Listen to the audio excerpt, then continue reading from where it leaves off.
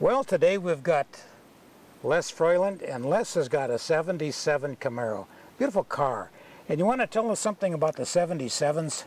Well, the 77 was the last of the big bump, they call this the big bumper era. And the year at 78, they came out with the molded plastic bumpers that like they use in cars today.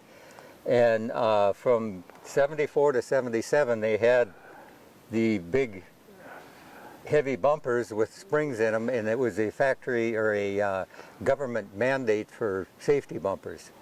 And they lengthened the car a little to get, you know, the bumpers worked into this style of car. And the bumpers themselves are hard to find parts for. Didn't you say the bumpers extended the car about 7 inches about that year? 7 inches, yeah. Just to get that. To get the springs and the impact springs worked into the car.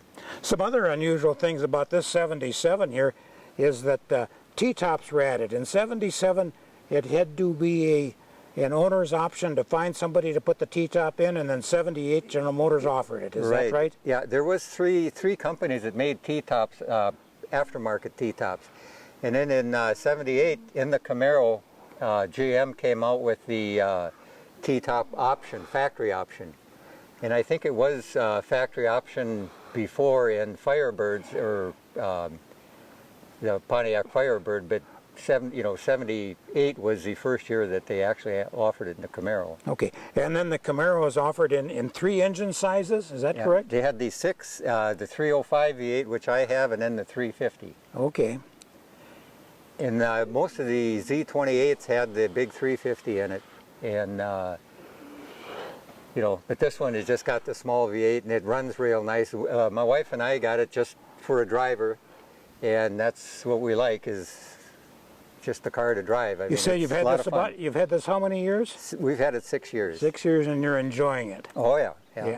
And I see the wheels on it. It's an aftermarket, a Craig wheel that was quite popular as a conversion at that time. During those years and a few years after, this style of mag rim was real popular, and they still are not as popular, but now they've gone to the bigger wheels. But we like the looks of these, and that's why we went with that route.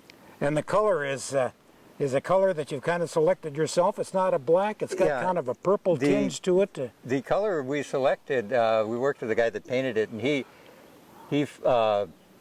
kind of added a little pigment or something in it. If you look at it in the right light, there is a little purplish black to it. That's what your wife wanted. That's what she wanted. Okay, well, I think you bought this car for your wife.